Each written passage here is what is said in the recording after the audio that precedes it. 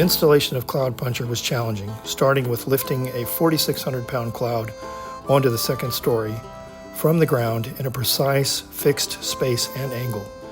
We coordinated with so many trades that it was almost laughable. Every detail was discussed and worked through. Seeing your sculpture fly through the air by crane is always a highlight. The surface of the concrete was hand sculpted after we set the cowboy in place, creating the look and feel of his feet digging into the earth. For Brad and me, it was a chance to celebrate the gritty determination that built Oklahoma City back in 1889 and that we still see today.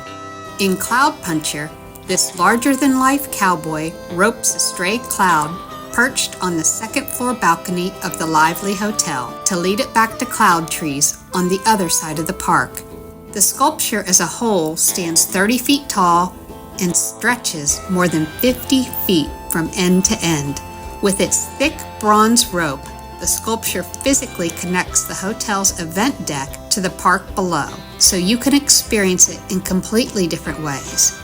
The Lively Hotel enjoyed having the sculpture integrated into its building so much that they named their restaurant Cloud Puncher and even created food and drink specials inspired by it. We are very proud of Cloud Puncher and our team that helped bring this rascal to Oklahoma City.